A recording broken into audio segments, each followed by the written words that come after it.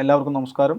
ഇന്ന് നമ്മോടൊപ്പം സംവദിക്കാനുള്ളത് പൊതുധനകാര്യ സാമ്പത്തിക വിദഗ്ധനും ഗവേഷകനുമായ ഗോപകുമാർ മുകുന്ദനാണ്. നമസ്കാരം. ഈ സ്വന്തമായി വരുമാനമൊന്നുമില്ലാത്ത ഒരു സംസ്ഥാനമാണ് കേരളം എന്നുള്ളത് ഏറെക്കുറെ നമ്മളെ പൊതുബോധത്തിൽ ഉറച്ചു നിൽക്കുന്ന ഒരു കാര്യമായിട്ടാണ്. സത്യത്തിൽ കേരളത്തിന് അങ്ങനെ സ്വന്തമായിട്ട് വരുമാനമുള്ളൊരു സ്റ്റേറ്റ് ആണോ, അതോ ഈ പ്രചരിക്കുന്നതിൽ എന്തെങ്കിലും വസ്തുത ഉണ്ടോ? അല്ല, ഈ 2024, 2025 സാമ്പത്തിക വർഷം ഇപ്പോൾ കഴിഞ്ഞല്ലോ. അപ്പോൾ 2024-25 അവസാന കണക്കുകൾ എന്ന് പറഞ്ഞാൽ AGയുടെ പ്രിലിമിനറി അക്കൗണ്ട്സ് പുറത്തു വന്നിട്ടുണ്ട്. എന്ന് ഞാൻ സംസ്ഥാനത്തിൻ്റെ വരുമാനം എത്ര, ചിലവ് പ്രധാനപ്പെട്ട മേഖലകളിൽ എവിടെയൊക്കെയാണ് എന്നുള്ളത്. അത് അൺഓഡിറ്റഡ് ആയിട്ടുള്ള ഫിഗേഴ്സാണ്.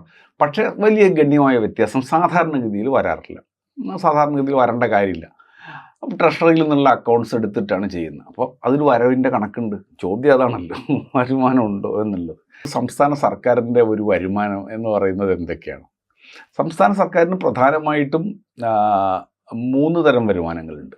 സംസ്ഥാനത്തിൻ്റെ സ്വന്തം വരുമാനം, അത് നികുതിയും നികുതിയേതരവും ഉണ്ട്. രണ്ടാമത്തത് യൂണിയൻ സർക്കാരിൻ്റെ ട്രാൻസ്ഫർ ആയിട്ട് കിട്ടുന്ന വരുമാനം. മൂന്നാമത്തത് വായ്പാ വരുമാനം. ഇത് 3ഉമാണ് സംസ്ഥാന സർക്കാരിൻ്റെ വരുമാനം. അതിനകത്താണ് പിന്നെ ഉപവിഭാഗങ്ങളൊക്കെ ഉള്ളത്. നികുതിയുണ്ട്, നികുതിയേതര വരുമാനമുണ്ട് സംസ്ഥാനത്ത് എന്ന് പറഞ്ഞാൽ പിന്നെ ഏത് നികുതി? അത് അവിടെയാണ് തർക്കങ്ങളൊക്കെ വരുന്നത്. GST ആണോ, അല്ലെങ്കിൽ കള്ള് കച്ചവടത്തിൻ്റെ ടാക്സ് ആണോ എന്നൊക്കെയുള്ള അതിനെല്ലാം കണക്കുണ്ട്. അപ്പോൾ ഇവിടുത്തെ വെച്ച് നമുക്ക് നോക്കാം. ഈ വർഷം ഒരു പ്രത്യേകതയുണ്ട്. ആ പ്രത്യേകത എന്ന് പറഞ്ഞാൽ 2025 മാർച്ച് 31 അവസാനിച്ച സാമ്പത്തിക വർഷത്തിൻ്റെ ഒരു പ്രത്യേകതയുണ്ട്. സംസ്ഥാനത്തിൻ്റെ തനത് നികുതി വരുമാനം 1 ലക്ഷം കോടി രൂപ കടന്ന വർഷമാണിത്. 1,458 കോടി രൂപയാണ് കേരളത്തിൻ്റെ തനത് വരുമാനം എന്ന് പറഞ്ഞത്. അതിനകത്ത് നികുതിയുണ്ട്, നികുതിയേതര വരുമാനമുണ്ട്. നികുതിയാണ് കൂടുതലും. ഒരു 15,000 കോടി രൂപ ചില്ലാനം നികുതിയേതര വരുമാനം. അത് പ്രധാനമായിട്ടും ലോട്ടറിയുടെ വിറ്റുവരവാണ്. അതൊഴിച്ചാൽ ബാക്കിയുള്ളത് സംസ്ഥാനത്തിൻ്റെ നികുതി വരവാണ്. അപ്പോൾ അങ്ങനെ മാത്രം പറഞ്ഞാൽ ഒരൊറ്റ ഫിഗർ, ഒരു വേരിയബിൾ മാത്രം എടുത്ത് വെച്ചിട്ട് നമുക്ക് അത് കൊള്ളാവോ ഇല്ലെന്ന് പറയാൻ പറ്റില്ലല്ലോ. അപ്പം നമ്മളതിനെ വരുമാനത്തിൻ്റെ ചേരുവയായിട്ട് തനത് വരുമാനവും ഉണ്ട്, അതുപോലെ തന്നെ യൂണിയൻ ട്രാൻസ്ഫർ അതിനോട് ചേരുന്നതാണല്ലോ റവന്യൂ വരുമാനം. മറ്റത് വായ്പാ വരുമാനം, ക്യാപിറ്റൽ റെസീറ്റ്സാണ്. അപ്പോൾ റവന്യൂ വരുമാനത്തിനകത്ത് നമ്മുടെ വരുമാനം എത്ര ശതമാനം എന്ന് വന്നാൽ അറിയാമല്ലോ. യൂണിയൻ ട്രാൻസ്ഫർ ആണ് പറയുന്നതിൻ്റെ അറിയുന്നത്. കേരളത്തിലൊന്നുമില്ല, എല്ലാം കൈനീട്ടിക്കൊണ്ടിരിക്കുകയാണ്. ഇതല്ലേ ആഖ്യാനത്തിൻ്റെ ഒരു സ്വഭാവം. അപ്പോൾ നോക്കി എങ്ങനെ കാണുന്നത്, ഈ 2025 മാർച്ച് 31 അവസാനിച്ച കണക്ക് പ്രകാരം നമ്മുടെ ആകെ റവന്യൂ വരുമാനത്തിൻ്റെ 82% സംസ്ഥാനത്തിൻ്റെ തനത് വരവാണ്. നികുതിയും നികുതിയേതര വരുമാനമാണ്. 18 മുതൽ 19%, 18 പോയിൻ്റ് അത്രയാണ് യൂണിയൻ ട്രാൻസ്ഫർ ആയിട്ട് നമുക്ക് കിട്ടുന്ന തുക. അപ്പോൾ അതെല്ലാ സംസ്ഥാനങ്ങൾക്കും അങ്ങനെയാണോ? അല്ല. നമുക്ക് 18% എന്ന് പറഞ്ഞാൽ ദേശീയ ചില സംസ്ഥാനങ്ങൾക്ക് കുറച്ച് കൂടുതൽ കിട്ടും. അത് വിഭജനത്തിൻ്റെയൊക്കെ സവിശേഷതകൾ കൊണ്ടും അവരുടെ നീഡ് അങ്ങനെയൊക്കെയുള്ള പ്രശ്നങ്ങൾ കൊണ്ടുമാണ്. നമ്മൾ അതെടുക്കണ്ട. എല്ലാ സംസ്ഥാനങ്ങളിലെ ശരാശരി എത്രയാണ്? യൂണിയൻ ട്രാൻസ്ഫർ എന്ന് പറയുന്നത് അവരുടെ റവന്യൂ വരുമാനത്തിൻ്റെ 45%. ശരാശരി. നമ്മുടേത് 18%. നമ്മൾ പിരിക്കുന്നില്ലെന്ന് പറഞ്ഞാൽ എന്താ അർത്ഥം? ഇന്ത്യ മഹാരാജ്യത്തെ കണക്കാണോ ഈ പണ്ഡിതന്മാർ പറയണമെന്ന് എനിക്ക് അറിഞ്ഞൂടാ. വേറൊരു നമുക്ക് അടുത്തിലേക്ക് അത് വരാം. അതായത് നികുതി നമ്മൾ വേണ്ടത്ര പിരിക്കുന്നില്ല, അല്ലെങ്കിൽ നമുക്ക് ഉള്ള പൊട്ടൻഷ്യലിനനുസരിച്ച് പിരിക്കുന്നില്ല എന്നുള്ളതാണോ എന്ന് അതാണ് വേറൊരു വരുമാനം. അത് നമുക്ക് വഴിയേ പറയാം. അപ്പോൾ ഒന്നാമത്തെ കാര്യം, നമുക്ക് വരുമാനം ഇല്ല എന്ന് പറഞ്ഞാൽ അതിനർത്ഥം ഈ മൊത്തം റവന്യൂ വരുമാനത്തിൻ്റെ 82% തനത് നികുതിയും നികുതിയേതര വരുമാനവുമായി പിരിക്കുന്ന സംസ്ഥാനത്തിന് ഓൺ റിസോഴ്സ് ഇല്ല എന്ന് പറയുന്നത്. ഇതാണ് സത്യാനന്തര ലോകം എന്ന് പറയുന്നത്. പക്ഷെ സത്യാനന്തര ലോകം സാധാരണഗതിയിൽ സാഹിത്യകാരന്മാരെയും പത്രക്കാരെയും ബാധിക്കും, പണ്ഡിതന്മാരെയും ബാധിച്ചു തുടങ്ങിയിരിക്കുകയാണ്. അതുപോലെ തന്നെ മറ്റൊന്ന്, ഇപ്പോൾ നമ്മൾ ഏറെ പറഞ്ഞുകൊണ്ടേയിരിക്കുന്ന കാര്യമാണ് കേരളത്തിനോട് കേന്ദ്രം കാണിക്കുന്ന അവഗണനയെക്കുറിച്ച്. ഇതിൻ്റെ ഒരു ഇപ്പോൾ പുതിയ കണക്ക് പ്രകാരം എത്രത്തോളം ഇതിനൊരു വ്യാപ്തി ഈ പുതിയ കണക്ക് പ്രകാരം നമുക്ക് അങ്ങനെ വിശദീകരിക്കാൻ കഴിയും? യൂണിയൻ ട്രാൻസ്ഫർ, യൂണിയൻ സർക്കാരുകൾ സംസ്ഥാന സർക്കാരുകളോട് ധനപരമായ നീതി കാണിക്കുക എന്ന് പറഞ്ഞാൽ അതിനർത്ഥം എന്താണ്? ഭരണഘടന വിഭാവനം ചെയ്തിരിക്കുന്ന ഫിസിക്കൽ ട്രാൻസ്ഫേഴ്സിനനുസരിച്ചിട്ട് നമുക്ക് കിട്ടണം. ദേശീയ ശരാശരി കിട്ടണ്ടേ? ദേശീയ ശരാശരി വേണ്ട, നമ്മൾ ഇച്ചിരി കുറച്ച് മെച്ചപ്പെട്ടവരാണ്, എന്നാൽ കുറച്ച് തന്നോട്ടെ. പക്ഷെ 45% ശരാശരി ഉള്ളപ്പോൾ നമുക്ക് 18% കിട്ടുള്ളൂ എന്ന് പറയുന്നത് എന്ത് കാരണം കൊണ്ടായാലും അതിനകത്ത് ഒരു ഒരു ഒരു ഒരു ഒരു പ്രശ്നമുണ്ട് എന്ന് അംഗീകരിക്കാത്തത് എന്തുകൊണ്ടാണ്? ഇങ്ങനെ വർത്താനം പറഞ്ഞുകൊണ്ടേയിരിക്കുന്നവർ കേരളത്തെ നന്നാക്കി അടങ്ങുള്ളൂ എന്നുള്ള വാശിയുള്ളവരാണല്ലോ ഈ പറയണത്. കേരളം പിരിക്കുന്നില്ല, നശിച്ചുപോയി, കൈ നീട്ടിക്കൊണ്ടിരിക്കുകയാണ് എന്നെല്ലാം പറയുന്നത്. പക്ഷെ ഈ ഒരു ഡിഫറൻസ് വരുന്നത് എങ്ങനെയാണെന്ന് എന്താ ഒരു പരിശോധിക്കാത്ത ഭരണഘടന പറഞ്ഞത് എന്താ? ഭരണഘടന പറഞ്ഞത് സംസ്ഥാനങ്ങൾക്ക് ഏൽപ്പിക്കപ്പെട്ടിട്ടുള്ള ചുമതലകൾ, ആ ചുമതലകൾ നിറവേറ്റുന്നതിനനുസരിച്ചിട്ടുള്ള ധനാധികാരങ്ങൾ സംസ്ഥാനങ്ങളുടെ കയ്യിലില്ല ഭരണഘടനാപരമായിട്ട്. ഈ ഇംബാലൻസ്, ഈ അസന്തുലിതാവസ്ഥ, ഇത് പരിഹരിക്കുന്നതിന് ഒരു ധനവിന്യാസ ക്രമം ഭരണഘടന വിഭാവനം ചെയ്തിരിക്കുന്നു. ഇതല്ലേ അത്? ആരെങ്കിലും മോദിയുടെ ഔദാര്യമാണോ? അതല്ലെങ്കിൽ അതിനു മുമ്പിൽ മൻമോഹൻ സിംഗിന്റെ ഔദാര്യമാണോ? അല്ലെന്ന്. ഭരണഘടന അങ്ങനെയാണ് വിഭാവനം ചെയ്തത്. വിഭാവനം ചെയ്തിരിക്കുന്ന അങ്ങനെയാണ്. അതിനനുസരിച്ച് കേരളത്തിന് കിട്ടിക്കൊണ്ടിരിക്കുന്ന നികുതി വിഹിതം, അത് വിഹിതം ഗണ്യമായി കുറയുന്നു. അപ്പോൾ പറഞ്ഞ് നിങ്ങൾക്ക് റവന്യൂ ഡെഫിസിറ്റ് ഗ്രാൻഡ് തന്നില്ലേ, ആ ഗ്രാൻഡ് ടേപ്പറിംഗ് ആണ്, കുറഞ്ഞു വരികയാണ്. അപ്പം നമ്മുടെ മൊത്തം വിഹിതം കഴിഞ്ഞ വർഷത്തെ ധനകാര്യ കമ്മീഷൻ്റെ കാലത്തുള്ളതിനേക്കാൾ ഗണ്യമായി ഇടിയുന്നു എന്നുള്ള ഒരു പ്രശ്നം. രണ്ടാമത്തെ വിവേചനം എന്താണ്? ഇപ്പം PM ശ്രീ പദ്ധതി, അതായത് യൂണിയൻ ട്രാൻസ്ഫർ ഞാൻ പറഞ്ഞില്ലേ 2 തരത്തിലുണ്ട്. നികുതി വിഹിതമായിട്ട് തരണം, മറ്റൊന്ന് ഗ്രാൻഡായിട്ട് തരണം. അത് രണ്ടും ധനക്കമ്മീഷൻ തീരുമാനിക്കുന്നതാണ്. അങ്ങനെ അല്ലാത്തൊരു റൂട്ടുണ്ട്. അത് ആർട്ടിക്കിൾ 282 പ്രകാരമുള്ള റൂട്ടാണ്. എന്ന് പറഞ്ഞാൽ ഒരു ദേശീയ താല്പര്യം മുൻനിർത്തിക്കൊണ്ട് സംസ്ഥാന വിഷയങ്ങളിലുള്ള അല്ലെങ്കിൽ കൺകറന്റ് ലിസ്റ്റിലുള്ള, യൂണിയൻ ലിസ്റ്റിലുള്ളത് മാത്രമല്ല, സംസ്ഥാന വിഷയങ്ങളിൽപ്പെട്ട മേഖലകളിലും അവർക്ക് പദ്ധതികൾ നടപ്പിലാക്കാം. അപ്പോൾ വിദ്യാഭ്യാസത്തിനകത്ത് ഒരു ദേശീയ നിലവാരം എല്ലാ സ്ഥലത്തും ഒരേപോലെ കൈവരിക്കാൻ ഒരു കേന്ദ്രാവിഷ്കൃത പദ്ധതി കൊണ്ടുവരുന്നു. ആ റൂട്ടും ഒരു പ്രധാനപ്പെട്ട റൂട്ടാണ്, 282 റൂട്ടാണ്. ആ റൂട്ട് പ്രകാരമുള്ള ഒരു പദ്ധതിയാണ് PM ശ്രീ അല്ലേ? PM ശ്രീ കൊണ്ടുവരുന്നു. അവരെന്തിനാണ് അത് ഉപയോഗിക്കുന്നത്? PM ശ്രീയിൽ അത്രേ ഉള്ളൂ, ഒരു ബ്ലോക്കിൽ ഒരു സ്കൂളിന് 5 കോടി രൂപ വെച്ചിട്ട് 5 വർഷത്തേക്ക് തരും. പക്ഷേ നിങ്ങൾ കേരളത്തിൽ മൊത്തത്തിൽ പുതിയ പാഠ്യപദ്ധതി നടപ്പിലാക്കിക്കൊള്ളണം. അവരുടെ ഞങ്ങൾ ഇന്ത്യയിലെ ഇതര സംസ്ഥാനങ്ങളിൽ നിങ്ങൾ അടിച്ചേൽപ്പിക്കുന്ന സാധനം അടിച്ചേൽപ്പിക്കേണ്ട സ്ഥലമല്ല. കാരണം വേറൊരു ഡെവലപ്മെന്റ് ട്രജക്ടറിയിൽ കൂടെ കടന്നു പോകുന്ന സംസ്ഥാനമാണ്, വിദ്യാഭ്യാസത്തിലാണെങ്കിലും ആരോഗ്യത്തിലാണെങ്കിലും. അപ്പോൾ ഈ സവിശേഷതയെ, ഈ വൈജാത്യത്തെ അംഗീകരിക്കുന്നില്ല. അപ്പോൾ അവരെന്താണ് ചെയ്യുന്നത്? അത് അവരുടെ ഐഡിയോളജിക്കൽ പൊളിറ്റിക്കൽ കൊയേർഷനുള്ള, അടിച്ചേൽപ്പിക്കലിനുള്ള ഒരു ആയുധമായിട്ട് 282 റൂട്ടിനെ, കേന്ദ്രാവിഷ്കൃത പദ്ധതികളെ പൂർണ്ണമായിട്ട് മാറ്റുകയാണ്. അതിൻ്റെ ഫലമായിട്ട് നമുക്കിപ്പോൾ കിട്ടാനുള്ളത് 1100 കോടി രൂപയാണ്. തരുന്നില്ല. NHMൻ്റെ പൈസ തരുന്നില്ല. എന്താ കാര്യം? അന്ന് ഞങ്ങൾ പറഞ്ഞപ്പോൾ നിറം അടിച്ചില്ല എന്നുള്ളതാണ്. അടിക്കത്തില്ല നമ്മൾ പറഞ്ഞു. നിങ്ങൾ പറഞ്ഞ നിറവും ഈ മനുഷ്യന്മാർക്കാർക്കൂടെ മനസ്സിലാവാത്ത നിറവും പേരും, ആരോഗ്യമാൻ, ആയുഷ്മാൻ ഭവൻ എന്നൊക്കെ ഇട്ട് ഇവിടെ മനുഷ്യർക്ക് മനസ്സിലാകില്ല. അതുകൊണ്ട് ഞങ്ങൾക്ക് ഇത് ബുദ്ധിമുട്ടാണ്, ഞങ്ങൾ ഒഴിവാക്കി തരണം. സമ്മതിക്കത്തില്ല. നിങ്ങളത് ബ്രാൻഡ് ചെയ്തേ പറ്റത്തുള്ളൂ എന്ന് പറഞ്ഞു. അവസാനം നമ്മളത് നിറം അടിച്ചു കൊടുത്തു. ആ ചിത്രം നമ്മൾ കണ്ടിട്ടുണ്ടോ? ഇത് നമ്മുടെ നാട്ടിലെ മനുഷ്യർക്ക് പരിചയമില്ലെന്ന്, ഈ പേരും നാളും ഒന്നും. ഇത് വെച്ചിട്ട് ചെയ്യാൻ നിവൃത്തിയില്ലാതെ ചെയ്തപ്പോൾ പറഞ്ഞു ഞങ്ങൾ പറഞ്ഞപ്പോൾ ചെയ്തില്ല, അതുകൊണ്ട് ആ കാശില്ല. 23-24 400 കോടി രൂപയില്ല. അത് ലാപ്സായി പോയി എന്നാണ് പറയുന്നത്. അതാണ് ഈ ആശാസമരത്തിൻ്റെയൊക്കെ പശ്ചാത്തലത്തിലെ ചർച്ചകളുടെ അകത്ത് ഞങ്ങൾക്ക് കാശ് കിട്ടാത്തപ്പോഴും ഞാൻ തന്നല്ലോ എന്ന് സംസ്ഥാന സർക്കാർ പറഞ്ഞപ്പോഴത്തേക്ക് നിങ്ങൾ പറഞ്ഞാൽ കേൾക്കാഞ്ഞിട്ടല്ലേ എന്നതാണ് അടുത്ത കൗണ്ടർ നരേറ്റീവ്. അപ്പോൾ ഇത് ഭരണഘടന വിഭാവനം ചെയ്യുന്ന ധനവിന്യാസ ക്രമം കേന്ദ്ര രാഷ്ട്രീയ കക്ഷിയുടെ പൊളിറ്റിക്കൽ ഐഡിയോളജിക്കൽ കൊയേർഷനുള്ള ഉപകരണമാക്കി മാറ്റുകയാണ് എന്ന വിപുലമായ രാഷ്ട്രീയത്തെ ഈ ആഖ്യാനകർത്താക്കൾ ആരും അഡ്രസ്സ് ചെയ്യത്തില്ല. അവർക്കതൊന്നും പ്രശ്നമല്ല. അവർക്കുള്ള പ്രശ്നം കേരളത്തെ ഇപ്പം നന്നാക്കിയിട്ട് ദേശസ്നേഹമാണ് കേട്ടോ. കേരളം എന്ന് കേട്ടാൽ തിളയ്ക്കണം ചോര എന്നുള്ളത് കൊണ്ടാണ് അവർക്ക് മറ്റത് അത്ര പ്രശ്നമല്ല. ഇതാണ് നടക്കുന്നത്.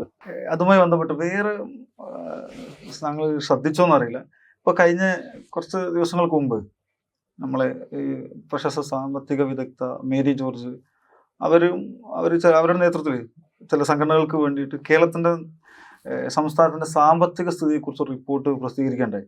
അത് കണ്ടിരുന്നു. എന്താണ് അതിനെക്കുറിച്ച് നിങ്ങളുടെ അഭിപ്രായം? സാമ്പത്തികം കണ്ടു.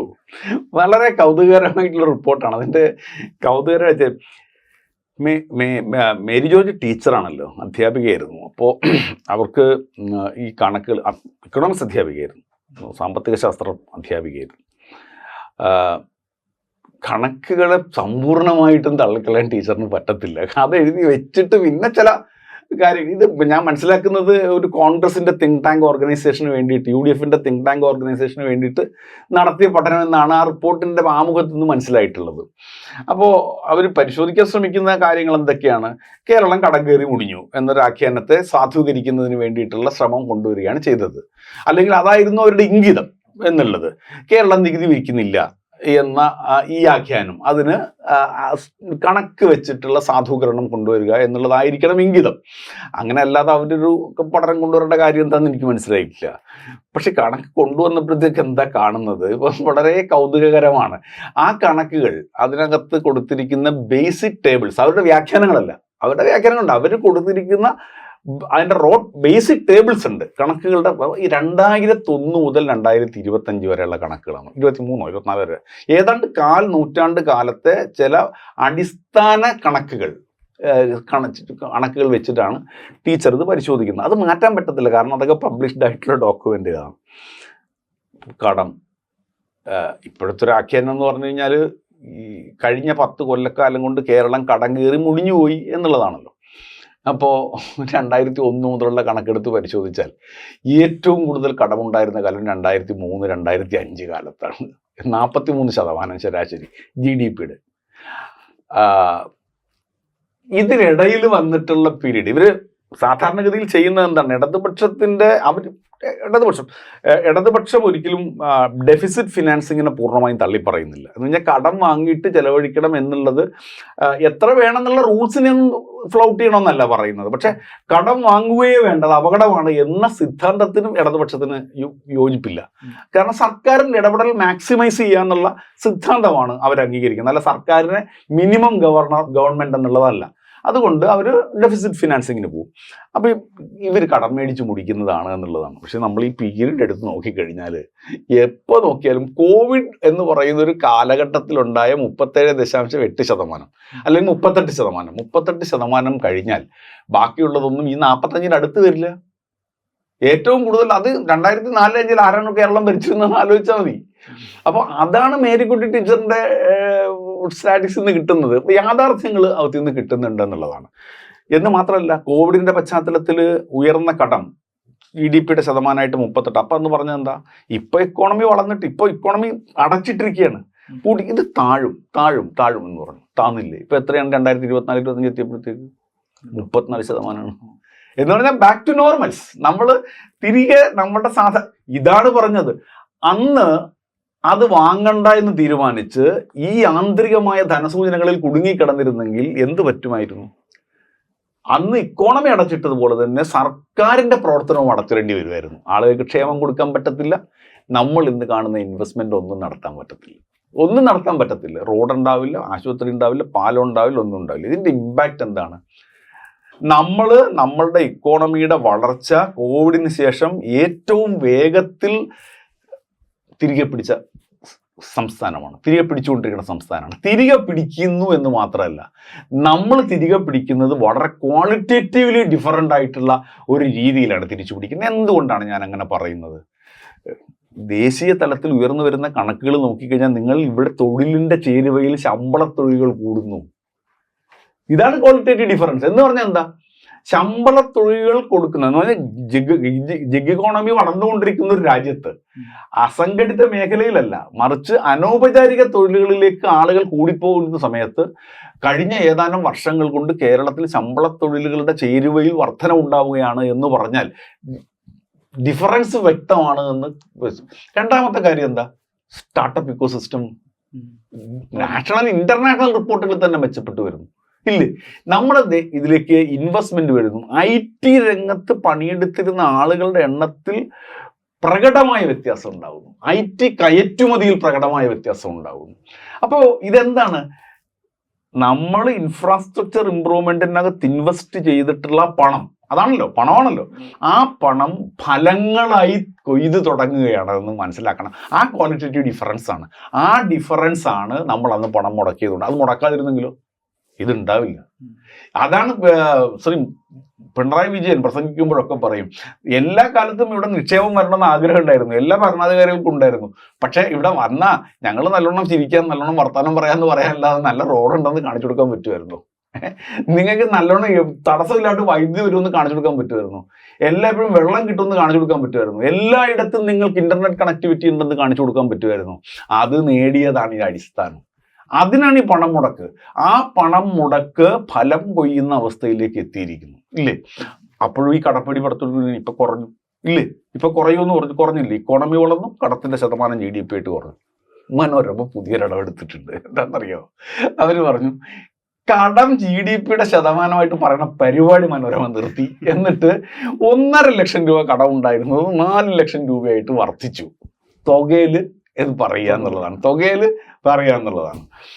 330, 650 സ്കെയിൽ ഓഫ് പേ ഉണ്ടായിരുന്നപ്പോൾ ഞാൻ മേടിച്ച കടമാണ്. ഞാൻ 1 ലക്ഷം 1,30,000 ശമ്പളം മേടിക്കുമ്പോൾ എനിക്കുള്ള കാപ്പബിലിറ്റി വ്യക്തികൾ തന്നെ നോക്കിക്കോളൂ. അങ്ങനല്ലെന്ന്, ഇക്കോണമിയുടെ വലുപ്പം കൂടുന്നതിനനുസരിച്ച് നിങ്ങൾക്ക് താങ്ങാവുന്ന കടത്തിന്റെ അളവ് വർദ്ധിക്കും. അത് നിങ്ങൾ എടുക്കുന്നില്ല എന്ന് പറഞ്ഞാൽ അതിനർത്ഥം you are missing the opportunity എന്നാണ്. നിങ്ങളുടെ സാധ്യതകൾ, ആ സാധ്യതകൾ നിങ്ങൾ അടച്ചു വെക്കുമ്പോൾ എന്താ സംഭവിക്കുക? നിങ്ങളുടെ ഇന്നത്തെ തലമുറയുടെ മാറിയ ആവശ്യങ്ങൾക്ക് വേണ്ടിയിട്ടുള്ള പണം മുടക്കിന് ശേഷിയില്ലാതാകും. മിനിമം ഗവർണൻസ് ആണ്, അതല്ല ഫിലോസഫി ലെഫ്റ്റിന്റെ. അപ്പോ ഇതിനകത്തൊരു റിഗ്രറ്റും ഇല്ല, റിഗ്രറ്റ് ഉണ്ടാവേണ്ട കാര്യമില്ല. ശരിയായ പാതയിലാണ്, ശരിയായ പാതയിൽ പോകുന്നതിൻ്റെ ഫലമാണ് ചുറ്റുപാടും കാണുന്നത്. ബാക്കി നമ്മൾ പറയാറില്ലേ, ഇതിപ്പോ വാദത്തിന് വേണ്ടിയിട്ട് ശതമാനം പറഞ്ഞിരുന്നവർ നാളെ മുതൽ ഇപ്പോൾ മനോരമയും പത്രമൊക്കെ വേറൊരു പരിപാടി തുടങ്ങിയിട്ടുണ്ട്. എന്നാൽ ഓരോ ട്രാൻഷെ വായ്പ എടുക്കുമ്പോഴും വലിയ വാർത്ത, വീണ്ടും എടുക്കുന്നു 1000 കോടി. ഇത് മുൻകൂട്ടി കേന്ദ്ര സർക്കാർ അനുവാദം തരുന്ന വായ്പാ പരിധിയുടെ അകത്ത് നിന്നുകൊണ്ട് അതിന്റെ ട്രാൻഷുകളായിട്ടല്ലേ എടുക്കുന്നേ. അതെല്ലാ സംസ്ഥാനങ്ങളും എടുക്കുന്നുണ്ട്, എല്ലാ സംസ്ഥാനവും എടുക്കുന്നുണ്ട്. കഴിഞ്ഞ ഒരു അവസാനം മാർച്ച് മാസത്തിൽ ആ വർഷത്തെ അവസാനത്തെ ഗഡു എടുക്കുമ്പോൾ മനോരമ പറഞ്ഞു ഒരു കരുതു 5000 എത്രയോ കോടി രൂപ, 5000 കോടി രൂപ ഓപ്ഷൻ ചെയ്തു, നിങ്ങൾക്കും കൊടുക്കാം സംഭാവന എന്ന് പറഞ്ഞാൽ കേരള സംസ്ഥാനം പിച്ചച്ചട്ടിയായിട്ട് തെണ്ട ഇറങ്ങിയിരിക്കണം, നിങ്ങൾ ഇവിടെ കൊടുത്തോളാനാണ്. ഇത് RBI ഓപ്ഷൻ ചെയ്യാൻ വെച്ചിരിക്കുന്ന പണമാണ്. അതിന് മനോരമ എഴുതിയിട്ട് നോക്കിയിട്ടല്ല ആളുകൾ ഇൻവെസ്റ്റ് ചെയ്യാൻ പോണത്. അത് ആരാ വാങ്ങണേ? കടപ്പത്രം വാങ്ങല്ലേ ചെയ്യാം. മാർക്കറ്റിന്റെ ഡൈനാമിക്സ് ആണ്. കേരളം കൊള്ളാവുന്നൊരു സംസ്ഥാനമാണെന്ന് തോന്നിയ ആളുകൾ മേടിക്കും, ആളുകൾ മേടിക്കാതെ മാർക്കറ്റ് ഇൻവെസ്റ്റ് ചെയ്യല്ലേ, മേടിക്കും. അതേ വർഷം അതേ ട്രാൻഷയിൽ അതേ ലേലത്തിനകത്ത് അതേ നോട്ടീസിനകത്ത് കർണാടകം 12,000 കോടി ഒറ്റ മേടിക്കുന്നുണ്ടായിരുന്നു. അപ്പോൾ ഞാൻ വെറുതെ ഒരു എവിടെ എഴുതിയപ്പോൾ ചോദിച്ചു, അപ്പോൾ കർണാടകത്തിന് ആര് കൊടുക്കും? നമ്മുടെ സ്വന്തം സർക്കാരല്ലേ കർണാടകത്തിലുള്ളത്, അവർക്ക് ഇത്ര കൊടുത്താൽ പോരല്ലോ, കുറച്ചുകൂടെ കൂടുതൽ കൊടുക്കണ്ടേ? ഇതാണ് ഈ ആഖ്യാനങ്ങളുടെ ഒരു രീതി എന്ന് പറയുന്നത്. കടം കൂടുതലല്ല, കടം അങ്ങനെ വർദ്ധിക്കില്ല, കടം കുറയുകയാണ്. കടത്തെ തുകയിൽ പറഞ്ഞ് പേടിപ്പെടുത്തുന്നത് പഴയ ആഖ്യാനങ്ങളുടെ പുതിയ രൂപഭാവമാണ് എന്ന് മനസ്സിലാക്കണം. അതിനെ ആളുകളോട് പറഞ്ഞു തന്നെ നമുക്ക് പോകാൻ പറ്റുള്ളൂ, പ്രതിരോധിക്കാൻ പറ്റുള്ളൂ. ഈ കടപ്പേടി ഇങ്ങനെ പടച്ചുവിടുന്ന ഈ മാധ്യമങ്ങളുടെയൊക്കെ പങ്ക് സൂചിപ്പിച്ചു. പക്ഷെ അതൊക്കെ പറയുമ്പോൾ ഇപ്പൊ തന്നെ ഈ നമ്മളുടെ വരുമാനം ഈ കടപ്പേടിയൊക്കെ ആഖ്യാനം ഉണ്ടാക്കുന്നതാണെങ്കിൽ പോലും നമ്മുടെ വരുമാന വർധനവിന്, തനതായ വരുമാന വർധനവിന് ഏതെങ്കിലും തരത്തിൽ ഒരു എന്താ പറയുക, നമ്മൾ വിചാരിച്ച അത്ര ഒരു സ്പീഡില്ല, കൂടുതൽ വരുമാനം ഉണ്ടാക്കേണ്ടതുണ്ട് സംസ്ഥാനം എന്നൊരു എല്ലാവരും സൂചിപ്പിക്കുന്ന കാര്യം. അപ്പോൾ കേരളത്തിന് തനതായ വരുമാനം സ്രോതസ്സുകൾ കൂടുതൽ കണ്ടെത്തേണ്ടതുണ്ട് എന്നൊരു യാഥാർത്ഥ്യം കൂടില്ലേ. കടം ഒക്കെ കടപ്പേടി പടച്ചു വിടുന്നതാണെങ്കിൽ പോലും നമ്മൾ കൂടുതൽ ഈ പറഞ്ഞ വരുമാന സ്രോതസ് കണ്ടെത്തുകയും വരുമാനം ഉണ്ടാക്കുകയും ചെയ്യേണ്ട ഒരു സ്ഥിതിയിൽ എത്തിയില്ല ഇപ്പോൾ. അല്ല, കേരളം വരുമാനം കൂടുതൽ ഉണ്ടാക്കണമെന്നാണ് ഞാൻ തുടക്കത്തിൽ പറഞ്ഞത്. അത് ചെറിയ കാശ് അതല്ല. അപ്പം നമുക്ക് വരുമാനത്തിൻ്റെ കാര്യത്തിൽ അവിടെ കടത്തിന് GDP-യുടെ ശതമാനമായിട്ട് പറയുന്നത് പോലെ തന്നെ നമ്മുടെ തനത് വരുമാനത്തെ, നികുതിയത്തെ അതിനെയും നമുക്ക് GDP-യുടെ ശതമാനമായിട്ട് പറയാം. അപ്പോൾ ഇത് കൂടിയോ കുറഞ്ഞോ, ഇത് നമ്മൾ മഹാമോശമാണെന്നല്ലേ? അത് കഴിഞ്ഞിട്ട് നമ്മളിത് പിരിക്കേണ്ടതില്ലേ, പിരിക്കാൻ നമുക്ക് പറ്റുമോ എന്നൊക്കെ ഉള്ളത് ചോദ്യത്തിലേക്ക് ഞാൻ വരാം. മേരി ടീച്ചർ അടുത്ത ചെയ്തിട്ട് രണ്ടാമത്തെ സംഭാവന, ഇത് 2001 മുതൽ 2023 വരെയുള്ള കാലഘട്ടത്തിൽ തനത് വരുമാനം GDP-യുടെ ശതമാനമായിട്ട് കണക്കാക്കിയിട്ടുണ്ട്. ഓരോ വർഷത്തെയും വെച്ചിട്ടുണ്ട്. 2001 എത്രയായിരുന്നു? എത്രയായിരുന്നു? 6.9% എങ്ങാണ്ടായിരുന്നു, അല്ലെങ്കിൽ 7% താഴെയായിരുന്നു നമ്മളുടെ GDP-യുടെ ശതമാനമായിട്ട് നമ്മുടെ തനത് വരുമാനം എന്ന് പറയുന്നത്, ഇല്ലേ? ഇപ്പോൾ എത്രയാണ്? 8%. 2025 കണക്കുകൾ അവസാനം വരുമ്പോൾ അത് 8%. അപ്പോൾ എവിടെയാണ് കുറഞ്ഞത്? ഇനി അത് ഇടതുപക്ഷത്തിനെതിരായിട്ടുള്ള ഒരു ആക്രമണത്തിൻ്റെ മുന എന്ന തരത്തിലാണല്ലോ ഉയർത്തപ്പെടുന്നത്. ഇപ്പോൾ അങ്ങനെ നോക്കാം. 2001 എത്രയായിരുന്നു? 2006 എത്രയായിരുന്നു? 2011 എത്രയായിരുന്നു? 2016 എത്രയാണ്? 2021 എത്രയാണ്? ഇതേത് നോക്കിയാലും LDFിൻ്റെ performance on resource collection much better than the other ratio. എല്ലാത്തിനും. അതിന് ഞാൻ വേറെ ഒരു കണക്കും ഇപ്പം നോക്കൂല, ടീച്ചറിൻ്റെ കണക്ക് മാത്രമേ നോക്കത്തുള്ളൂ. കാരണം ഇത് ടീച്ചർ കാര്യമായിട്ട് പറഞ്ഞിട്ടുണ്ട്. അപ്പോൾ ആ ടീച്ചറിൻ്റെ കണക്ക് വെച്ചിട്ട് ഇത് നോക്കുക എന്നുള്ളതാണ്. അത് മതി. അത് ഇതൊക്കെ ഒരു, ഞാൻ പറയില്ലേ, ഇതൊക്കെ ഒരു എത്ര വന്നാലും ഈ മഹാത്മാഗാന്ധിയുടെ ആൾക്കാരല്ലേ സത്യം ജയിക്കുമെന്ന് അദ്ദേഹം പറഞ്ഞിട്ടില്ലേ? അതുകൊണ്ട് ഇത് എങ്ങനെയും പുറത്തു വരും. അപ്പോൾ ടീച്ചറിൻ്റെ സത്യാന്വേഷണ പരീക്ഷണങ്ങൾ ഏതായാലും ഈ വിധം നമ്മളെ സഹായിക്കുന്നുണ്ട്. കോവിഡ് കാലത്ത് പോലും നമ്മൾ ഭേദമായിരുന്നു എന്ന് മനസ്സിലാക്കണം. കോവിഡ് കാലത്ത് പോലും രാജ്യത്തിൻ്റെ മൊത്തത്തിൽ അവസ്ഥയിൽ നിന്നും, പക്ഷെ അന്ന് വളരെ ഗണ്യമായി കുറഞ്ഞു എന്ന് നമ്മൾ മനസ്സിലാക്കണം. അത് കടത്തിൻ്റെ ഓൺ റിസോഴ്സസ് GDP-യുടെ ഭാഗമായിട്ട് വെച്ചാൽ 2001 ഗണ്യമായ വളർച്ച. അപ്പോഴാണ് ചോദ്യം, ഇത്രയും മതിയോ? നമുക്കൊരു 9 ആക്കാൻ പാടില്ലേ? അല്ല, അതിനകത്ത് യാതൊരു തടസ്സമില്ല. 9 ആക്കാം, 10 ആക്കാം, ഇതിനേക്കാൾ കൂടുതൽ വേണം. പല രാജ്യങ്ങളിലും ഇപ്പോൾ ഉദാഹരണത്തിന് സ്കാൻഡിനേവിയൻ രാജ്യങ്ങളിലൊക്കെ അങ്ങനെ പറയാറുണ്ട്, ഭയങ്കരമായിട്ടുള്ള GDP ടാക്സ് റേഷ്യോ എന്ന് പറഞ്ഞാൽ വളരെ ഉയർന്നതാണ്. അവരുടെ രീതിയും സമ്പ്രദായവും വ്യത്യസ്തമാണ്. ഇവിടെ നികുതി നമുക്ക് പിരിക്കാൻ കഴിയില്ലേ എന്ന് ചോദിച്ചാൽ, ഇതിന് ഉദാഹരണമായി ഈ ഇങ്ങനെ ചോദിക്കുന്നത് വരെ ശരിയാണ്. അത് കഴിഞ്ഞ് പക്ഷേ അത് സാധൂകരിക്കാൻ നോക്കുന്ന ഉദാഹരണങ്ങൾ ശുദ്ധ എന്താ പറയുക, ദുഷ്ടത്തരാണ്. ഒരു കാര്യം പറയുന്നതെന്ന് വെച്ചാൽ, നികുതി കുടിശ്ശിക ഉണ്ടല്ലോ, നിങ്ങൾക്കത് പിരിക്കാൻ പാടില്ല എന്നുള്ളതാണ്. എന്ന് പറഞ്ഞാൽ ഇന്നത്തെ ആവശ്യം, ഇന്നലത്തെ ഈ കാലം അത്രയും കൂടെ അക്രൂ ചെയ്തിട്ടുള്ള നികുതി കുടിശ്ശികകൾ കൊണ്ട് പിരിക്കണം എന്നുള്ളതാണ്. ഇപ്പോൾ 25,000 കോടി രൂപ നികുതി കുടിശ്ശിക ഉണ്ടല്ലോ എന്നുള്ളതായിരുന്നു ഒരു തവണ ഒരു പണ്ഡിതൻ്റെ ഒരു കുറച്ച് കാലം പുള്ളി ആവർത്തിച്ചു കൊണ്ടിരുന്ന ഒരാഖ്യാനം. അപ്പോൾ 25,000 കോടി നികുതി കുടിശ്ശിക ഉണ്ടെങ്കിൽ പിരിക്കാതിരിക്കണമെങ്കിൽ എന്താ കാരണം?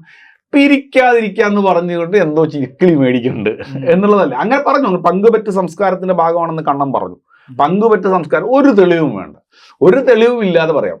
അപ്പോൾ ഈ പങ്കുപറ്റ് സംസ്കാരത്തിന്റെ ഭാഗമായിട്ട് ഇത് പിരിക്കുന്നില്ല. കേരളത്തിൽ ഇപ്പോഴാണല്ലോ 2 ടേം അടുപ്പിച്ച് ഒരു മുന്നണി വന്നത്. അതിനു മുമ്പ് കുറെ ഇങ്ങനെ മാറിയല്ല. അപ്പോൾ എല്ലാവരും പങ്കുപറ്റ്, കേരളത്തിൽ ഇവരൊഴിച്ച് ബാക്കിയുള്ളവരൊക്കെ മഹാകുഴപ്പക്കാരാണ് എന്ന് പറഞ്ഞുകൊണ്ടുള്ള ഒരു ആഖ്യാനം.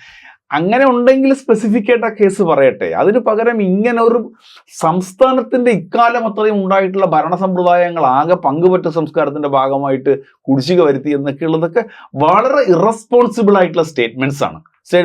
ഇനി 25,000 കഥ എന്താ? 25,000 കഥയിൽ കോടതി കേസുകൾ അങ്ങനെ കിടക്കുന്നതാണ് പാതിയിലേറെ. ഒരു 1/3 നമ്മുടെ കുടിശ്ശികയായിട്ട് കിട്ടാനുള്ളത് നമ്മളുടെ പൊതുമേഖലാ സ്ഥാപനങ്ങളിൽ നിന്നും പിരിക്കാനുള്ളതാണ്. ഇപ്പോൾ ഉദാഹരണത്തിന് KSRTCക്ക് നമ്മൾ കൊടുക്കുന്ന സഹായങ്ങൾ നമ്മൾ അക്കൗണ്ട് ചെയ്യുന്നത്, ബുക്ക് ചെയ്യുന്നത് വായ്പയായിട്ടാണ്. വായ്പയായിട്ട് കൊടുക്കുന്നതിൻ്റെ കാരണം എന്ന് വെച്ചാൽ അതൊരു അക്കൗണ്ടിങ് സംഗതിയാണ്. നമ്മുടെ റവന്യൂ ചെലവുകൾ വല്ലാതെ, ഈ റവന്യൂ ചെലവ്, റവന്യൂ കമ്മി എന്നൊക്കെ പറഞ്ഞാൽ ഇവരെല്ലാം കൂടെ തന്നെയല്ലേ ഇതിനെ പവിത്രമായിട്ടുള്ള സംഗതിയായിട്ട് വെച്ചിരിക്കുന്നത്. അപ്പോൾ അത് കുറയ്ക്കുന്നതിനുള്ള ചില ക്രമീകരണങ്ങളുടെ ഭാഗമായിട്ട് റവന്യൂ ഡെഫിസിറ്റ് കുറയ്ക്കാനൊക്കെ വേണ്ടിയിട്ട് ഇങ്ങനെയായിട്ട് ക്രമീകരിക്കും. ഇങ്ങനെ എഴുതി വെക്കുമ്പോൾ അതെന്താണ്? പിരിക്കാനുള്ള കാശല്ലേ, തിരിച്ചു മേടിക്കാനുള്ള കാശല്ലേ. KSRTCക്ക് കാശ് പിടിക്കാനായിട്ട് നാളെ രാവിലെ ഒരു നോട്ടീസ് സംസ്ഥാന സർക്കാർ ബാലഗോപാൽ ഇഷ്യൂ ചെയ്തിരിക്കട്ടെ, എന്തായിരിക്കും മനോരമയുടെ ഹെഡിങ്? എങ്ങനെ ഇരിക്കും?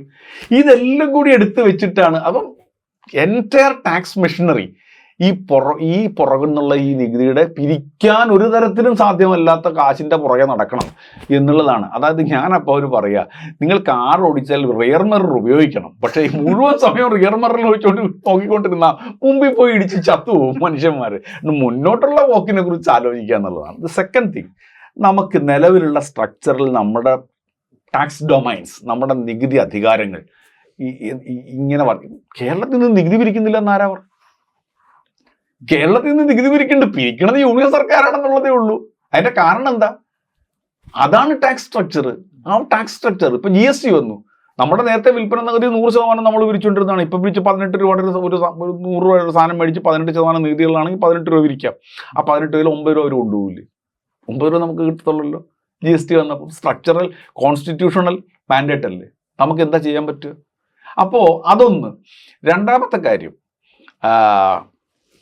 ഇൻകം ടാക്സ് ഏറ്റവും വളർച്ചാശേഷിയുള്ള നികുതിയാണ്. ആരാ പിരിക്കണേ? നമ്മുടെ ഒരു നമ്മളിവിടെ കാശുണ്ട് എന്ന് പറയുന്നത് നമ്മുടെ പെർ ക്യാപിറ്റൽ ഇൻകം വളരെ ഉയർന്നതാണ്. പ്രതിശീർഷ വരുമാനം വളരെ ഉയർന്നത്. വരുമാനത്തിൽ എനിക്ക് 10,000 രൂപ വരുമാനമുള്ളപ്പോൾ ഞാൻ ഇവിടെ നമുക്ക് ടാക്സ് കിട്ടുന്ന സാധനത്തിനകത്ത് മേടിച്ചുകൊണ്ടിരുന്ന അത്രയും എനിക്ക് 1 ലക്ഷം രൂപ വരുമാനമുള്ളപ്പോൾ ഞാൻ മേടിക്കൂ? ഞാൻ മേടിക്കണ ഉപ്പും മുളകും സോപ്പ് പൊട്ടിയും പഞ്ചാരയൊക്കെയാണ് ഇല്ലേ? ഇതിനൊക്കെ ഇവിടെ കിട്ടും, നികുതി കിട്ടും ഇല്ലേ? പക്ഷെ ഞാൻ മേടിക്കുന്നത് അത് ഒന്നെങ്കിൽ ഞാൻ പണമായി സൂക്ഷിക്കുകയാണ്, അല്ലെങ്കിൽ സമ്പാദിക്കണം. പക്ഷെ എൻ്റെ പേഴ്സണൽ ഇൻകം ആണ്. ആ പേഴ്സണൽ ഇൻകത്തിന് മേൽ ബാധകമായിട്ടുള്ള ഏതാണ്? ഇൻകം ടാക്സ് ആണ്. ഇൻകം ടാക്സ് ആരാ പിരിക്കണേ? അപ്പൊ നികുതി പിരിക്കുന്നില്ല എന്നുള്ളത്. കേരളത്തിന് ഇനിയും നികുതി പിരിക്കാൻ സാധ്യതയുണ്ടോ എന്ന് ചോദിച്ചാൽ ആ പൊട്ടൻഷ്യൽ ഉണ്ട്. ആ പൊട്ടൻഷ്യലിൽ നമുക്ക് പോരായ്മകളൊക്കെ ഉണ്ടാകും കേട്ടോ. അത് എല്ലായ്പ്പോഴും മെച്ചപ്പെടാനുള്ള റൂം അവിടെ ഉണ്ടാവുമല്ലോ. But at the same time നമ്മൾ മനസ്സിലാക്കേണ്ടത് ഈ സ്ട്രക്ചറലായിട്ടുള്ള പ്രശ്നങ്ങൾ ഒന്നും അഡ്രസ്സ് ചെയ്യാതെ അതിനെക്കുറിച്ച് കമാന്നൊരക്ഷരമിണ്ടാതെ പറയുന്നിടത്താണ് ദുഷ്ടത്തരം കിടക്കുന്നത്. കേരളം സാമാന്യം ഭേദമായി നികുതി പിരിക്കുന്ന സംസ്ഥാനമാണ്. അതിൻ്റെ കാരണം എന്താണെന്ന് ചോദിച്ചാൽ ഞാൻ നേരത്തെ പറഞ്ഞ കാര്യങ്ങളാണ്. അതായത് നമ്മുടെ GDP-യുടെ ഏതാണ്ട് 8% നമ്മൾ തനത് വരുമാനമായിട്ട് ആർജിക്കുന്നത്. ദേശീയ ശരാശരി 6.9 ആണ്. 6.9 സംസ്ഥാനങ്ങളുടെ ദേശീയ ശരാശരി 6.9. നമ്മൾ 8% പിരിക്കുന്നത്. ഈ 25-ലെ കണക്കാണ്. അതായത് 1,480 കോടി രൂപ പിരിച്ചിട്ടുണ്ട്. നമ്മളുടെ അത്രയും വരും. ഏതാണ്ട് 7.8% വരും. അല്ല, 1% കൂടെ വർത്തിയാൽ നല്ലത്. എവിടെയൊക്കെയാണ് നമുക്ക് അത് ലൂപ്പ് ഹോൾസ് പരിഹരിക്കേണ്ടത്, പ്ലഗ് ചെയ്യേണ്ടത് എവിടെയൊക്കെയാണ്? അതൊക്കെ നോക്കണം. അതിൻ്റെ അർത്ഥം ഇവിടെ പങ്കുപറ്റ് സംസ്കാരം, അതൊക്കെ ഓവർ സ്റ്റേറ്റ്മെൻറ്റ്സും അധിക പ്രസംഗവുമാണ്. ആര് പറഞ്ഞാൽ അധിക പ്രസംഗമാണ്. ഒരു തെളിവുമില്ലാതെ, ഒരർത്ഥമില്ല, തെരുവിൽ നിന്ന് എന്തും വിളിച്ചു പറയാം. തൻ്റെ മേൽ ചാർത്തപ്പെട്ടിരിക്കുന്ന ഒരു ആധികാരികത വെച്ചുകൊണ്ട് എന്തും വിളിച്ചു പറയാം. പൊളിറ്റിക്കലി മോട്ടിവേറ്റഡ് ആയിട്ടുള്ള ചില ദുഷ്ടത്തരങ്ങൾ കൊണ്ട് എന്തും വിളിച്ചു പറയാം എന്നുള്ള ഒരു തോന്നിയവാസമാണത്. അതിനെ നേരിടുക തന്നെ വേണം. ഇതുമായി ചേർത്ത് ചോദിക്കാനുള്ളത്, ഇപ്പോൾ ഈ കണ്ണൻ അദ്ദേഹത്തെ കുറിച്ച് പറഞ്ഞുകൊണ്ട് ഇപ്പോൾ വലിയൊരു വിലാപം, അതായത് അല്ലെങ്കിൽ മ്ലേച്ഛ ഭരണകൂടമാണ്. ഇപ്പോൾ ഈ ആശാസമരവുമായി ബന്ധപ്പെട്ടതിൻ്റെ തുടർച്ചയിൽ സർക്കാരിനെ വിശേഷിപ്പിക്കുന്ന മ്ലേച്ഛ ഭരണകൂടം ഒരുമാതിരി ശാപവാക്കുകളാണ് ഗവൺമെന്റിനെതിരെ. അപ്പോൾ ഇതിനോട് എന്താണ് അതിനെക്കുറിച്ച് പറയാനുള്ളത്? ഇല്ല, ഈ പഴയ തറവാടുകളിൽ നിന്ന് വഴിതെറ്റിപ്പോയി കമ്മ്യൂണിസ്റ്റുകാരായിട്ടുള്ള പിള്ളേരെടുക്കൽ കാരണവന്മാർ പറഞ്ഞിരുന്നതും മ്ലേച്ഛനാണ്, നീ എന്ത് ചെയ്യും എന്നുള്ളതാണ്. നശിച്ചു പോകുന്നല്ലേ, ശമിച്ചു പോകുന്നുള്ളതാണ്. ഇതൊക്കെ പുള്ളി കഥയും സിനിമയൊക്കെ വായിക്കുന്നുണ്ട്. ഇതൊക്കെ കണ്ടിട്ട് ഈ ഒരു ആധികാരികതയും പഴയ സ്വഭാവത്തിനും ഇപ്പോഴും റെലവൻസ് ഉണ്ടെന്ന് കരുതിയാണ് ഈ ശാപം കൊണ്ടിറങ്ങണത്. ശാപം എന്ന് പറയുന്നത് വല്ലാത്ത പുഴുത്ത സവർണതയുടെ അടയാളമാണ്. ഈ ശാപം എന്ന് പറയുന്നത് ആരെയാണ് ശപിക്കുന്നത്? മ്ലേച്ഛൻ എന്ന പദത്തിന് എവിടെ നിന്നാണ് വരുന്നത്? കണ്ണൻ മാത്രമല്ലല്ലോ, വേറെ ഇപ്പം CR പരമേശ്വരൻ എന്ന് പറയുന്ന ഒരു എഴുത്തുകാരനുണ്ടല്ലോ, നോവലിസ്റ്റ് ഇല്ലേ? അദ്ദേഹം ആശാസമരത്തിൻ്റെ പശ്ചാത്തലത്തിൽ കേരളത്തിൻ്റെ പുഴുക്കുത്തു വീണ സോഷ്യൽ ഫാബ്രിക്കിനെ കുറിച്ച് എഴുതുന്നതിന് അദ്ദേഹം ഒരു കാര്യം പറയുന്നുണ്ട്. ഈ കർഷക തൊഴിലാളിയുടെയും കർഷകരുടെയും ഒക്കെ അനന്തര തലമുറയെ നിങ്ങൾ ഇന്ന് നോക്കിയാൽ 2 സ്ഥലത്ത് കാണാം. അല്ല, അതിൻ്റെ തൊട്ടടുത്ത അതിൻ്റെ 2ാം തലമുറയെ നിങ്ങൾക്ക് ബിവറേജസിൻ്റെ ക്യൂവിലും, 3ാം തലമുറയെ ഏതെങ്കിലും സിന്തറ്റിക് ഡ്രഗ് അടിച്ച് എവിടെയെങ്കിലും വഴിയിൽ കിടക്കുന്നതും കാണാം എന്നുള്ളതാണ്. എന്തടിസ്ഥാനത്തിലാണ് ഇത് പറയുന്നത്? പുഴുത്ത സവർണതയാണ്. ഈ പുഴുത്ത സവർണതയിൽ നിന്നാണ്. ഇവിടെ ലഹരി ഒരു പ്രശ്നമായിരിക്കാം, പക്ഷെ അത് കർഷക തൊഴിലാളിയുടെ 3ാം തലമുറയാണെന്ന് എങ്ങനെയാണ് പറയുന്നത്? മനസ്സിൽ ഞൊരക്കുന്ന ആ വൃത്തികേടിന്റെ ബഹിർസ്ഫുരണമാണ്. ഇതൊക്കെ സന്ദർഭങ്ങളിൽ പുറത്തു വരികയാണ്. അതിൽ നിന്നാണ് ഈ മ്ലേച്ഛത, ശാപം എന്നൊക്കെയുള്ള പദം. സർക്കാരിനെ കുറിച്ച് വിമർശിക്കാം, സർക്കാരിനെ കുറിച്ചോ ഭരണത്തെക്കുറിച്ചോ അല്ലെങ്കിൽ ഒരു പാർട്ടിയെക്കുറിച്ചോ ഒക്കെയുള്ള വിമർശനങ്ങൾ പൊളിറ്റിക്കലാണ്. ആ പൊളിറ്റിക്കലായിട്ട് വിമർശിക്കണം. അതിന് ശാപവും മ്ലേച്ഛത എന്നുള്ള പദം ഉപയോഗിക്കില്ല. എന്തിനാണ് മ്ലേച്ഛത എന്ന് പറയുന്ന സന്ദർഭം, എന്ത് കോണ്ടെക്സ്റ്റിലാണെന്ന് ആലോചിക്കണം. ആ കോണ്ടെക്സ്റ്റ് വളരെ രസകരമാണ്. അതായത് സെൻട്രൽ ഗവൺമെൻറ് ഒരു സ്കീം വർക്ക്, ആ സ്കീം വർക്കുള്ള തൊഴിലാളികൾക്ക് ഉള്ള വേതനം അത് ഏത് രൂപത്തിലാണെങ്കിലും ഇൻസെൻറ്റീവ് എന്ന് പറഞ്ഞു കഴിഞ്ഞാൽ എന്താ പറയുക ഓണറേറിയം എന്ന് പറഞ്ഞു കഴിഞ്ഞാൽ സംസ്ഥാനം കൊടുക്കുന്നതാണ്, ഇൻസെൻറ്റീവ് എന്ന് പറഞ്ഞാൽ അവർ കൊടുക്കുന്നതാണ്. എനിക്കറിയില്ല അതെവിടെയാണ് പറഞ്ഞു വെച്ചിരിക്കണം എന്നുള്ളത്. എന്തായാലും അവർക്ക് കിട്ടുന്ന വരുമാനമാണ്. അത് ദേശീയ അടിസ്ഥാനത്തിൽ അവർക്ക് വർദ്ധിപ്പിക്കണം. അവർക്ക് മിനിമം തൊഴിലവകാശങ്ങളുള്ളൊരു വിഭാഗമായി വളരണമെന്ന് ഒരു ദേശീയ ഡിമാൻഡ് നിലനിൽക്കെ ആ ഡിമാൻഡിനിൽ നിന്നും അവരെ അബ്സോൾഡ് ആക്കി അവരെ ബെയിൽ ഔട്ട് ചെയ്ത് ഇതിൻ്റെ മുഴുവൻ ഉത്തരവാദിത്വം സംസ്ഥാനങ്ങൾക്ക് പുറകിലാണ്. സംസ്ഥാനങ്ങൾക്ക് മേൽ കേരളത്തിനെതിരായിട്ടാണ് സമരം നടക്കണമെങ്കിലും ഇന്ത്യയിലെ സംസ്ഥാനങ്ങൾക്കാണ് ഈ ഉത്തരവാദിത്വം എന്നതാണ് അതിൻ്റെ ഇമ്പാക്റ്റ്, അതിൻ്റെ ഫലം എന്ന് പറഞ്ഞു കഴിഞ്ഞാൽ കേന്ദ്ര യൂണിയൻ സർക്കാരിന് ഇത്തരം കാര്യങ്ങളിലുള്ള ഉത്തരവാദിത്വത്തിൽ നിന്നും അവർക്ക് കൈയൊഴിയുന്നതിന് വേണ്ടിയിട്ടുള്ള ഗൂഢാലോചനയാണ് വാസ്തവത്തിൽ ഇവിടെ നടന്നത്. ആ സമരത്തിൻ്റെ കോണ്ടക്സ്റ്റിലാണ് നിങ്ങൾ പറയുന്നത്. കണ്ണം പറയുന്നത് വളരെ ലളിതമാണ്. കണ്ണം പറഞ്ഞത് എന്താണ്? 21,000 രൂപയാണല്ലോ ആദ്യം ചോദിച്ചത്. 21,000 രൂപ കൊടുക്കണമെങ്കിൽ 396 കോടി രൂപ മതിയല്ലോ. ആ 396 കോടി രൂപ കണ്ടെത്താൻ എന്താണ് പ്രയാസം? 100 കോടി രൂപ നിങ്ങൾ മന്ത്രിമാർക്ക് കാറ് മേടിക്കാൻ മാറ്റി വെച്ചിട്ടില്ലേ? അപ്പം ഞാൻ ഈ മന്ത്രിമാർക്ക് കാറ് മേടിക്കാൻ സാധാരണ ഹെഡ് അക്കൗണ്ട് ഇത് എവിടുന്നാണ് മന്ത്രി കാറ് മേടിക്കാൻ ചിലവ് എങ്ങനെയാണ് വരുന്നത്? Detailed budget എസ്റ്റിമേറ്റ്സിലാണ്, ബഡ്ജറ്റിനകത്തുള്ള ഡിമാൻഡിലാണല്ലോ. ഡിമാൻഡായിട്ട് ഇപ്പോൾ നിയമസഭ വോട്ട് ചെയ്യുന്ന ഡിമാൻഡുകൾ വെച്ചിട്ടാണല്ലോ ചിലവ് നടത്താൻ പറ്റുക. ഈ ഡിമാൻഡുകളിലാണല്ലോ വരുന്നത്. അപ്പോൾ ഭരണത്തലവന്മാർ, മന്ത്രിമാർ, മന്ത്രിസഭ ആ ചിലവുണ്ട്. ഒരു ഹെഡാണ്, ഒരു ഡിമാൻഡാണ്. ഹെഡല്ല, ഡിമാൻഡാണ്. ആ ഡിമാൻഡിനകത്ത് എവിടെയെങ്കിലും ഉണ്ടോ ഇങ്ങനെ സാധനം? ഇല്ല. പറഞ്ഞു പരത്തുകയാണ്. പിൽക്കാലത്ത് അദ്ദേഹം ആ പദത്തിൽ മനോരമയിൽ ലേഖനം എഴുതിയപ്പോൾ അദ്ദേഹം അത് മാറ്റി. എന്താ പറഞ്ഞെന്നറിയോ? മന്ത്രിമാർക്കടക്കം കാറ് മേടിക്കാൻ നന്നാക്കി. അപ്പോൾ ഈ ആഖ്യാനം നടത്തിക്കൊണ്ടിരുന്നത് മന്ത്രിമാർക്ക് കാറ് മേടിക്കാൻ 100 കൊടുത്തു, പിന്നെ 396 കൊടുത്താൽ എന്താന്നുള്ളതാണ്. സംസ്ഥാന സർക്കാർ ഇത് എങ്ങനെ കാണുന്നത്? 21,000 കോടി രൂപ ആശമാർക്ക് കൊടുത്തു എന്നിരിക്കട്ടെ, അങ്കണവാടിക്കാർക്ക് എന്ത് ചെയ്യും? 60,000 പേരുണ്ട് ഇവർ അങ്കണവാടിക്കാർ. അപ്പോൾ 60ഉം 26ഉം 86 മിഡ് ഡേ ഉച്ചഭക്ഷണ തൊഴിലാളികൾ, കുക്ക് ഹോം ഹെൽപ്പേഴ്സ് എത്രയുണ്ട് സ്കൂളുകളിൽ? 13,000 പേരുണ്ട്. അവർക്ക് കൊടുക്കണ്ടേ? എത്രയാണ് റിസോഴ്സ് വർക്കേഴ്സ്? എത്ര കൊടുക്കണം? അപ്പോൾ ഇത് നമ്മൾ ചോദിച്ചു, ഇത് എത്രയിൽ നിൽക്കും? അത് നിങ്ങൾ എങ്ങനെയാണ് സർക്കാരിന്? അതാണ് പിണറായി വിജയനായതുകൊണ്ടല്ല, കേരളത്തിന്റെ മുഖ്യമന്ത്രിക്ക് ഇവരെ തമ്മിൽ വ്യത്യാസപ്പെടുത്തിക്കൊണ്ട് കണ്ണൻ കാണുന്നത്ര അലസമായ ആഖ്യാനം നടത്താൻ കഴിയില്ല എന്ന് കണ്ണൻ മനസ്സിലാക്കണം. അതാണ് ഞാൻ പറഞ്ഞത്, പൊളിറ്റിക്കലി ഇൽ മോട്ടിവേറ്റഡ് ആയിട്ടുള്ള ദുഷ്ടതരം നിറഞ്ഞ രാഷ്ട്രീയ ഉന്നത്തോടെ നടത്തുന്ന പദപ്രയോഗങ്ങളാണ് ഈ മ്ലേച്ഛത, ഈ ശാപവചനങ്ങൾ എന്നൊക്കെ പറയുന്നത്. അതിലൊന്നും അർത്ഥമില്ല. ഇത് ഇങ്ങനെ കേന്ദ്രാവിഷ്കൃത പദ്ധതികളുടെ ഉത്തരവാദിത്വങ്ങൾ സംസ്ഥാനം ഏറ്റെടുക്കണം എന്ന് പറയുന്നത് കേരളത്തിൽ ഇന്ത്യയിൽ ദേശീയ അടിസ്ഥാനത്തിൽ യൂണിയൻ സർക്കാരിന്റെ കേന്ദ്രീകരണ പ്രവണതകൾക്കെതിരായി നടക്കുന്ന സമരത്തെ, വിശാലമായ സമരത്തെ, ആ സമരത്തെ പോലും വിട്ടുകൊടുക്കുന്നത്, അതിലേക്കാണ് എത്തുന്നത്. അതാണ് ഈ പദപ്രയോഗങ്ങളുടെയൊക്കെ അർത്ഥം എന്ന് പറയുന്നത്. ഇപ്പോൾ കഴിഞ്ഞ ദിവസങ്ങളിൽ നമ്മുടെ സംസ്ഥാന ധനകാര്യ വകുപ്പ് മന്ത്രി ബാലഗോപാൽ സാറിനെ കേരളത്തിൻ്റെ സാമ്പത്തികമായ മുമ്പുണ്ടായിരുന്ന പ്രയാസങ്ങളെ സംസ്ഥാനം അതിജീവിച്ച് മുന്നോട്ട് വരികയാണ് എന്ന് ചില കണക്കുകൾ നിർത്തി പറയുകയുണ്ടായി. ഇതിനെക്കുറിച്ച് എന്താണ് പറയാനുള്ളത്? ഇല്ല, അദ്ദേഹത്തിന് തീർച്ചയായിട്ടും അദ്ദേഹത്തിന് എല്ലാ അവകാശങ്ങളും ഉണ്ട് അത് പറയാൻ. കാരണം എന്താണെന്ന് വെച്ചാൽ ഞാൻ പറഞ്ഞില്ലേ, 38% മുകളിലായിരുന്നു നമ്മുടെ GDP കടം അനുപാതം എന്ന് പറയുന്നത്. 34 അത് ഐഡിയൽ ആണെന്നുള്ളത് എനിക്ക് അഭിപ്രായ വ്യത്യാസമുണ്ട് കേട്ടോ. അത് വേറെ വ്യക്തിപരമാണ്. പക്ഷേ സാധാരണഗതിയിൽ നിലനിൽക്കുന്ന നിയമത്തിൻ്റെ അടിസ്ഥാനത്തിലല്ലേ. അപ്പോൾ കൺസോളിഡേറ്റ് ചെയ്യാണ്. നമ്മളുടെ ധനസ്ഥിതി ഫിസ്ക്കൽ കൺസോളിഡേഷൻ്റെ പാതയിലാണ്. അതിന് തർക്കമില്ലല്ലോ. വരുമാനം എന്ന് പറയുന്നത് നമ്മളുടെ GDPയുടെ തനത് വരുമാനം 8% ആയിരിക്കുന്നു എന്ന് പറഞ്ഞു കഴിഞ്ഞാൽ കഴിഞ്ഞ ഒരു 25 കൊല്ലക്കാലത്തെ കണക്കെടുത്ത് നോക്കിക്കഴിഞ്ഞ് കഴിഞ്ഞാൽ വളരെ മെച്ചപ്പെട്ട അവസ്ഥയിലാണ്. എന്ന് പറഞ്ഞാൽ LDF സർക്കാർ 16-21 സർക്കാരാണെങ്കിലും വേണ്ടില്ല, 6-11 സർക്കാരാണെങ്കിലും വേണ്ടില്ല, ആ സമയത്തൊക്കെ LDF സർക്കാരുകൾ വളരെ മെച്ചപ്പെട്ട, പക്ഷേ വലിയൊരു അനിശ്ചിതത്വത്തിൻ്റെ പശ്ചാത്തലത്തിലാണ് നമ്മൾ കടന്നു പോകുന്നത്. GSTയുടെ അകത്തുള്ള അനിശ്ചിതത്വങ്ങൾ അങ്ങനെ നമ്മൾ 8% ഉണ്ട്. 8% എന്ന് പറഞ്ഞാൽ മോശമായിട്ടുള്ള സംഗതിയൊന്നുമല്ല. 1% കൂടെ കൂട്ടണം, അതിനുള്ള ശ്രമങ്ങൾ നടക്കുന്നുണ്ട്. അപ്പോൾ നമ്മുടെ തനത് വരുമാനം. ഇതിനെയൊക്കെ ഇതൊരു ഗ്ലിറ്ററിങ് ആയിട്ടുള്ള ഒരു തിളങ്ങുന്ന നേട്ടമായി മാറുന്നത് എന്തുകൊണ്ടാണ്? അമ്മാതിരി ഉപരോധമല്ലേ, അമ്മാതിരി ഉപരോധമല്ലേ.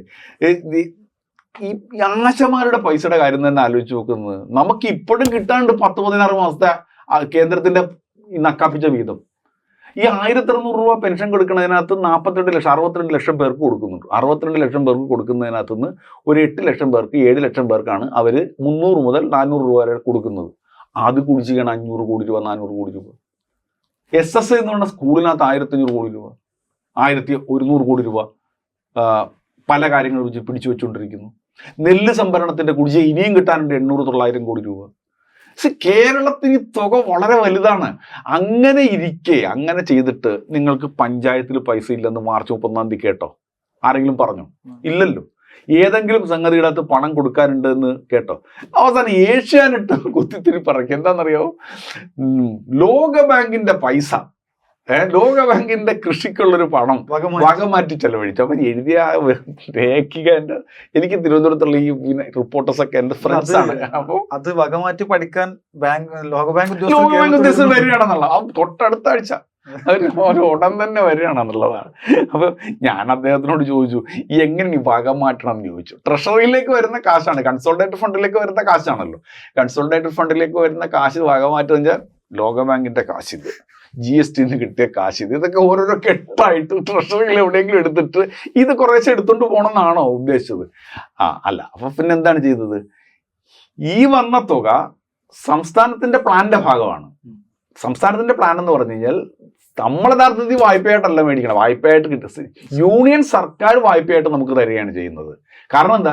ഈ എക്സ്റ്റേണൽ എയ്ഡഡ് പ്രൊജക്ട് കേന്ദ്ര സർക്കാരും അവരും തമ്മിലുള്ള ബാധ്യതയാണ്.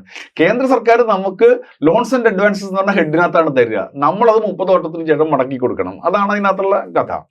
അത് നമുക്ക് കിട്ടുന്നു. ഇവിടെ വന്നു കഴിഞ്ഞ് കഴിഞ്ഞാൽ നമ്മൾ എങ്ങനെയാണെന്ന് ചെലവഴിക്കുന്നത്? സാധാരണഗതിയിൽ പ്ലാനിന് ചെയ്ത പ്രവൃത്തിക്ക്, അല്ലെങ്കിൽ സപ്ലൈ ചെയ്യപ്പെട്ട ചരക്കുകൾക്ക്, അല്ലെങ്കിൽ നിർവഹിക്കപ്പെട്ട സേവനങ്ങൾക്ക് അതിന് അഗൻസ്റ്റ് ആയിട്ടല്ലേ കൊടുക്കുക. അതിന് പകരം ഇത് അപ്ഫ്രണ്ട് ആയിട്ട് അഡ്വാൻസ് ആയിട്ട് മാറിയിടണം എന്ന് പറഞ്ഞ് ആര് വന്നാലും ഫിനാൻസ് ഡിപ്പാർട്ട്മെന്റ് സമ്മതിക്കില്ല. ഇതല്ലേ. അപ്പം ധനപ്രതിസന്ധി മൂലം ഇത് മാറ്റിവെച്ചു എന്നുള്ളതാണ്. അപ്പൊ ഇത് ഈ ഏഷ്യാനെറ്റ് ഒരു വാർത്ത പ്രസിദ്ധീകരിച്ച് നമ്മൾ വിമർശിച്ചു കഴിഞ്ഞപ്പോഴത്തേക്ക് അവർക്ക് കുറച്ച് ജാള്യത വന്നിട്ടുണ്ടാവണം. അപ്പൊ അവർ വിദഗ്ധരെ കൊണ്ട് ഇത് ജസ്റ്റിഫൈ ചെയ്യാൻ മേരിക്കുട്ടി ടീച്ചറിനെ വിളിച്ചു. മേരി ടീച്ചർ വന്ന പാടെ തന്നെ കേര കൃഷിയുടെ ഔന്നിത്യങ്ങളെ കുറിച്ച് ചൊട്ട മുതൽ ചിരട്ട വരെയുള്ള അതിന്റെ മൂല്യ വിചാരം. പക്ഷെ കേര എന്ന് പറയുന്നതാണ് ആ പ്രൊജക്ട്. ആ കേര എന്ന് പറഞ്ഞ പ്രൊജക്ട് നാളികേരോട്ടൊരു ബന്ധമില്ല. കേരള റെസിലിയന്റ് അഗ്രികൾച്ചർ പ്രോജക്റ്റ് എന്നാണ് അതിന്റെ. ഈ വിധത്തിലാണ് ഇത്തരത്തിലുള്ള കുത്തിത്തിരിപ്പുകളുടെയും ഈ ഉപരോധ സമാനമായിട്ടുള്ള വിവേചനങ്ങളുടെയും മധ്യത്തിലാണ് നേടുന്നത് ഈ തനത് വരുമാനം 1 ലക്ഷം കോടിക്ക് ഇറക്കുന്നത്. 8% വരും GDP-യുടെ. നമ്മുടെ GDP-യുടെ 8% വരും. ദേശീയ ശരാശരി 7-ൽ താഴെയാണ്. അത് വിളിക്കുന്നു. കടം 34.35 താഴെ 34 മാറിയിരിക്കുന്നു. നാലാമത്തെ സംഗതി, അടുത്ത വർഷത്തെ ബഡ്ജറ്റ് 2 ലക്ഷം കോടി രൂപയുടെ ബഡ്ജറ്റാണ്. സോ അദ്ദേഹത്തിന് പറയാൻ എല്ലാ അവകാശമുണ്ട്. ആ അവകാശത്തെ ആർക്കെങ്കിലും നിഷേധിക്കണമെങ്കിൽ കണക്ക് പറഞ്ഞാൽ നിഷേധിക്കേണ്ടത്, അല്ലാതെ ശാപം ചൊരിഞ്ഞിട്ടല്ല. അത് നിലനിൽക്കത്തില്ല. അതാണ് പറയാനുള്ളത്.